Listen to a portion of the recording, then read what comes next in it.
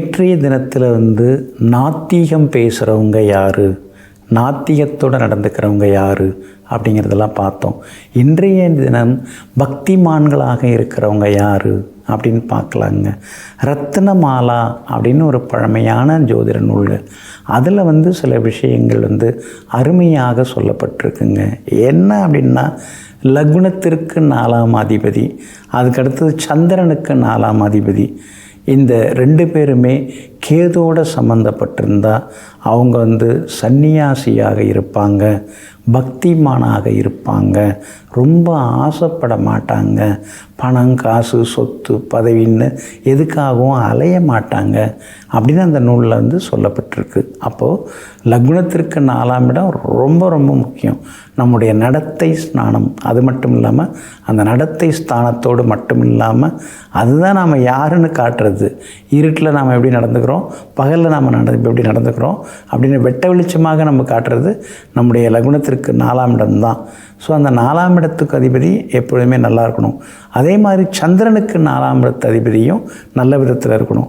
இந்த 2 பேருமே கேதுவுடன் சேர்ந்தால் அவங்க மிகப்பெரிய பக்திமானாக இருப்பாங்க, பக்திக்காக உழைப்பாங்க, கோவில்களுக்கு கும்பாபிஷேகத்துக்கு அள்ளி கொடுப்பாங்க. அந்த மாதிரி வகையான அமைப்புகள் உண்டுங்க. அதே போல் அதாவது லக்னத்துக்கு 4ஆம் அதிபதியும் சந்திரனுக்கு 4ஆம் அதிபதியும் இணைந்து சுக்கிரன் சம்பந்தப்பட்டால் மிகப்பெரிய பக்திமானாக இருப்பாங்க. இப்போ நீங்கள் மிதுன லக்னம் அப்படின்னு பார்த்தீங்கன்னா உங்களுக்கு லக்னாதிபதி யார் வரா, புதன் வரார். அதுக்கடுத்தது சந்திரனுக்கு 4ஆம் இடம் அப்படின்னா உங்கள் ராசியிலேருந்து 4ஆம் இடத்துக்குரிய கிரகம் எதுவோ அதை நம்ம பார்த்து எடுத்துக்கணும்.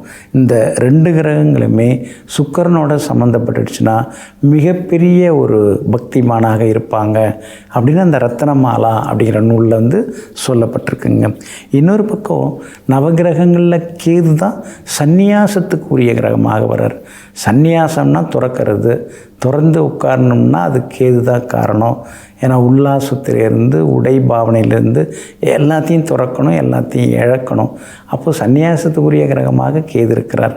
சுவாமி விவேகானந்தர், சுவாமி ராமகிருஷ்ண பரமஹம்சர், இன்னும் நிறைய மகான்கள் ஜாதகத்தெல்லாம் பார்த்திங்கன்னா கேதோட தாக்கம் ரொம்ப ரொம்ப அதிகமாகவே இருக்குங்க. அதே மாதிரி 4ஆம் இடம்தான் ஒழுக்கமாக இருக்கிறது.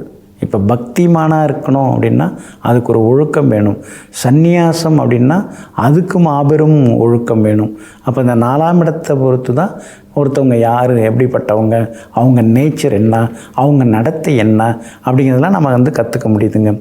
4ஆவது வீட்டில், அதாவது லக்னத்துக்கு 4ஆவது வீட்டில் சுக்கிரன் இருந்து 4ஆம் அதிபதி சந்திரனுக்கு 4 இருந்தால் அவங்களுக்கு நிறைய இந்த சந்நியாசத்து மேலே ஈடுபாடு இருக்கும்.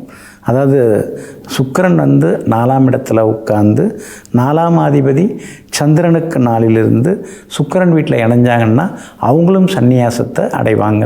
இந்த மாதிரி பக்திமானாக இருக்கிறவங்க யார், சந்நியாசம் அடைகிறவங்க யார், அதெல்லாம் ஜோதிட நூல்களில் சொல்லப்பட்டிருக்கு. பழமையான நூல்கள் தான்.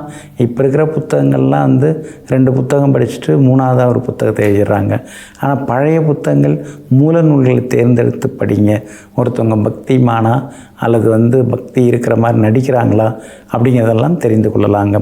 ஜோதிடம் நம்முடைய வழிகாட்டி மட்டுமில்லாமல் நம்மை நெறிப்படுத்துவதாகவும் நேர்மைப்படுத்துவதாகவும் முன்கூட்டியே நமக்கு எச்சரிக்கை தருவதாகவும் இருக்கிறதுனால ஜோதிடம் தெரிந்து கொள்வோம், வாழ்க்கையை வாழ்ந்து காட்டுவோம். நெஞ்சிற்கினியவர்களே, சுக்கிரவாரமாகிய இன்றைய நாள் உங்களுக்கு அனைத்து சுகபோகங்களையும் அள்ளித்தரும் அதிர்ஷ்டகரமான நாளாக அமையட்டும். மீண்டும் சந்திப்போம். நன்றியுடன் உங்கள் ஜோதிட முனைவர் KP வித்யாதரன். வணக்கம்.